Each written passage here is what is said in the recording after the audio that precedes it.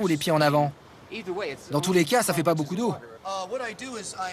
Je commence par faire un saut de l'ange et ensuite, grâce à ma technique d'atterrissage, j'arrive à absorber l'impact avec le torse pour ne pas m'enfoncer dans l'eau. Vous devez avoir des réflexes de ninja pour être capable de préparer votre corps à l'impact en tombant à plus de 58 km/h. C'est le fruit de beaucoup de travail. Le plongeon se décompose en un grand nombre de phases. J'effectue une préparation intense et c'est d'ailleurs pour ça qu'on est là aujourd'hui.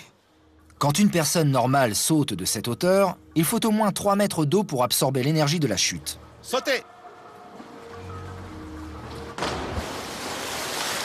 J'ai touché la surface avec une force d'environ 4 tonnes. La technique de Darren répartit mieux la force et demande moins d'eau pour s'arrêter. C'est la technique pour y arriver. Garder le menton relevé, ne jamais regarder l'eau et attendre l'impact. Quand j'ai touché l'eau, j'étais vraiment content que la piscine soit profonde.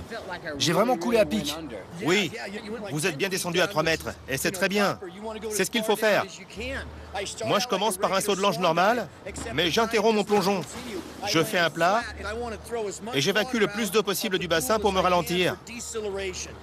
Donc vous faites un plat à 10 mètres de hauteur. Exactement. Pour survivre au plongeon de demain, Darren n'aura pas droit à l'erreur. Il ne doit surtout pas manquer le bassin situé à 3 mètres du pied de la tour. En sautant de 10 mètres de haut, il tombera à près de 55 km/h. Il devra donc faire des dizaines de petits ajustements en une fraction de seconde. Ça fait mal à 1 mètre de haut? Oui, ça pique. Et demain, vous sautez de 10 mètres.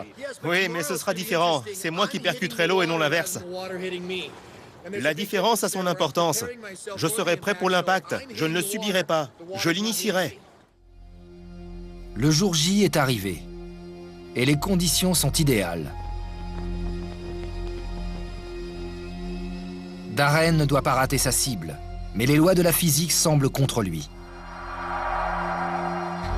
Il doit non seulement survivre à la chute, mais aussi viser le bassin à la perfection. Le tout en luttant contre les effets de l'adrénaline. Allez! Il doit maintenant faire preuve d'une concentration et d'une force mentale surhumaine. Tiens-le, tiens-le. Relève le menton. Ramène. Tiens, tiens, tiens. Boum! Le grand moment est arrivé, et la foule aussi. C'est parti.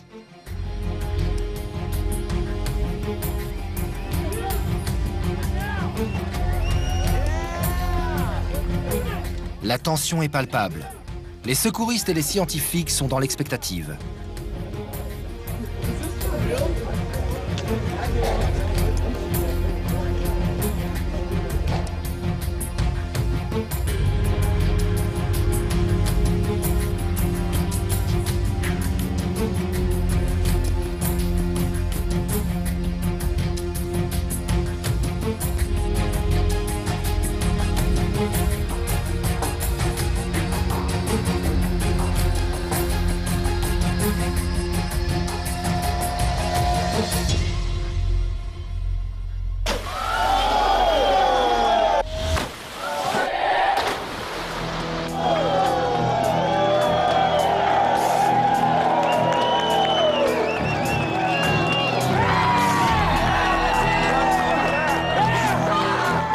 Il faut vraiment être un super-humain pour survivre à une telle chute.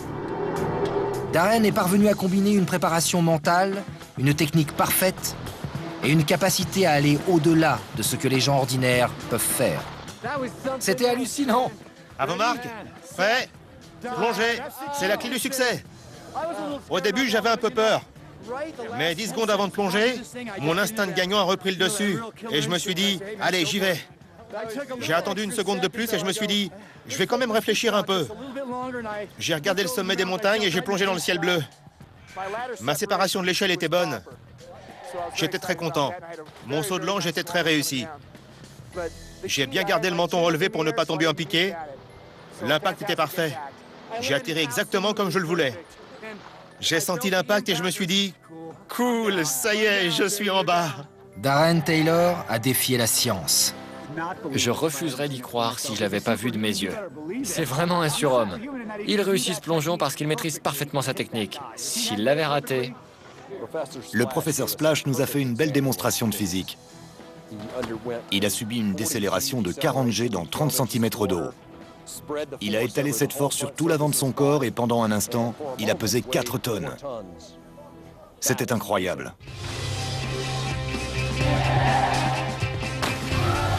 Un être humain ordinaire ne survivrait pas à une telle chute libre. Et pourtant, grâce à des années d'entraînement, Darren peut regarder la mort en face et accomplir ce qui semble impossible. Et une fois de plus, nous avons prouvé que des super-humains existent bel et bien. Je sais qu'il y en a d'autres et je compte bien les trouver.